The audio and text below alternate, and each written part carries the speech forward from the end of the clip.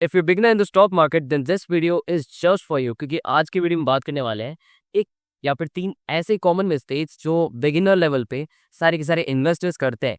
और इन beginner level पे जो भी मिस्टेक्स है उनके बारे में बात करने वाले हैं कि आप अगर स्टॉक मार्केट में अपना कदम रख रहे हो तो आप ये तीन मिस्टेक्स बिल्कुल भी ना करो।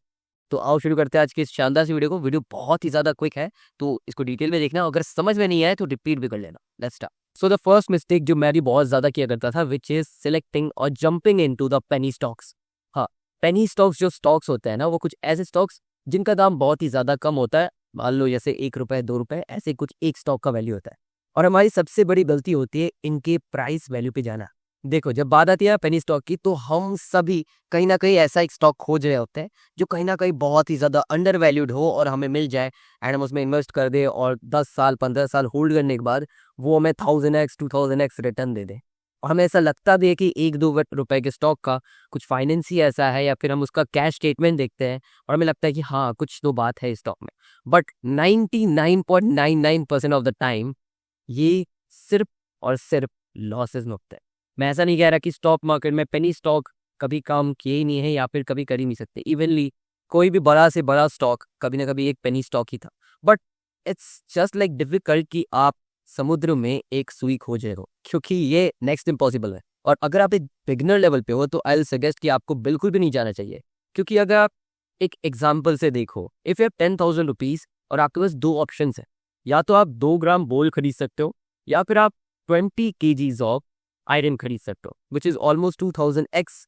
हाँ जी, सो 2000x टाइम्स आप खरीद सकते हो। अगर हम क्वांटिटी वाइज में देखें तो आपको आयरन ज्यादा मिल रहा है गोल्ड से, लेकिन आप अगर ही उसी को 1 साल बाद बेचने जाओगे तो आपको पता चलेगा कि गोल्ड पे आपको रिटर्न ज्यादा मिला है लेकिन आयरन पे उतना रिटर्न नहीं मिला, उल्टा उस पर रस्ट भी पड़ जाएगी।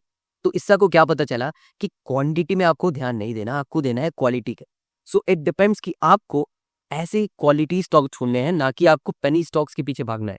आई नो ये बिगिनर लेवल पे आपको बहुत बार तंग करेंगे, ये स्टॉक 10 रुपए का है, ये स्टॉक 5 रुपए का है, एक बार इन्वेस्ट करके देखते हैं। लेकिन ये सिर्फ और सिर्फ आपके लिए waste of time and waste of money होने वाला है, nothing else. Second, not starting earlier. Albert Einstein का कहना है कि 8th wonder of the world है कंपाउंडिंग। कंपाउंडिंग यानी कि कंपाउंड इंटरेस्ट के बारे में बात किया जा रहा है और कंपाउंडिंग के कॉन्सेप्ट के बारे में बात किया जा रहा है। अब ये बोल के एल्बर्ट आइंस्टाइन जी तो निपट लिए, लेकिन हम आज बात करने वाले हैं कि क्यों हमें जल्दी से जल्दी इसको स्टार्ट कर देना चाहिए।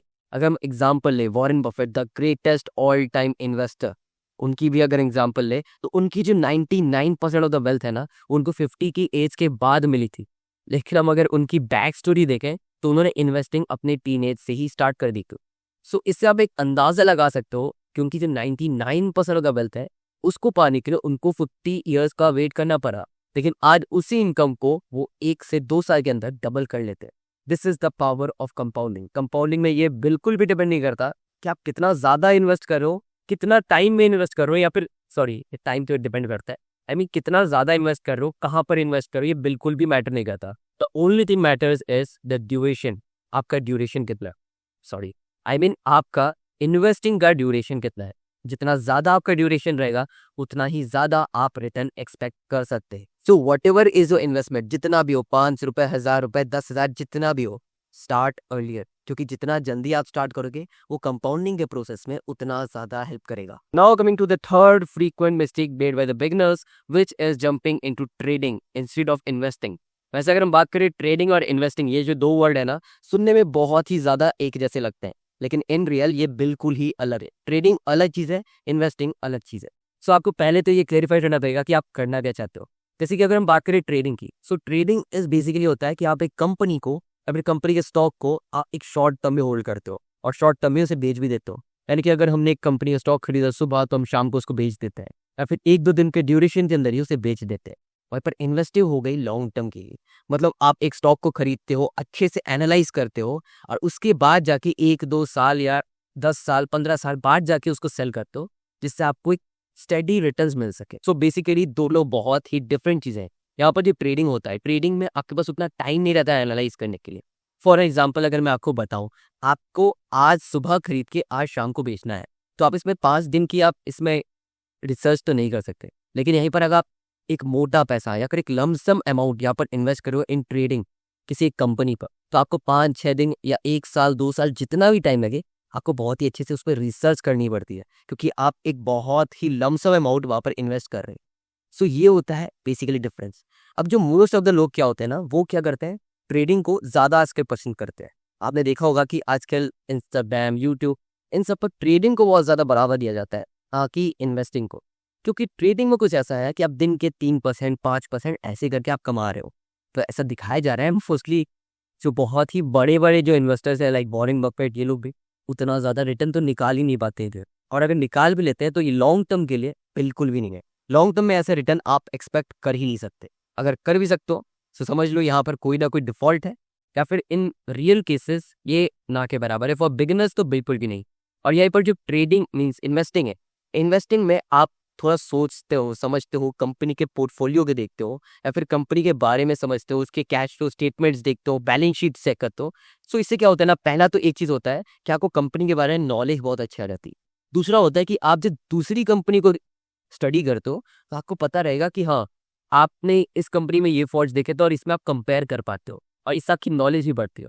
एंड द थर्ड थिंग, जब आप बहुत ही ज़्यादा स्टडी करते हो तो आपको स्टडी वाइज नॉलेज तो बहुत ही ज़्यादा मिलती है, उसके साथ साथ आप एक अच्छा पोटेंशियल वाली कंपनी चूज कर सकते हो जिसके आप लॉन्ग टर्म पैसा लगा सकते हो। लेकिन ट्रेडिंग में कुछ ऐसा है कि आप शॉर्ट टर्म में जल्दी कमाने के वास्ते आप ये सारी चीज़ें नहीं कर पाते।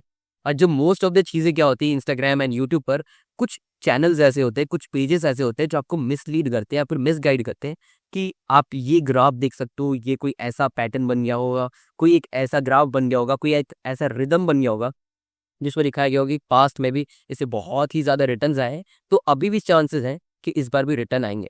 And most of the times ये भी फनी स्टॉक्स होते हैं या फिर कोई एक ऐसा ही स्कैंडल होता है। सो इसमें तो बिल्कुल भी मत आना।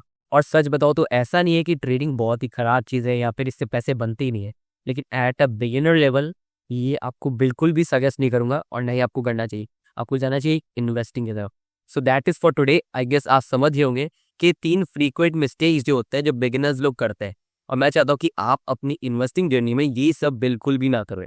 सो अगर आपको वीडियो अच्छी लगी हो तो आप इस चैनल को फॉलो कर सकते हो, क्योंकि हम ऐसा ही टाइप का कंटेंट ला के रखते हैं। So thanks for watching. Please subscribe to Anuj Srivastava.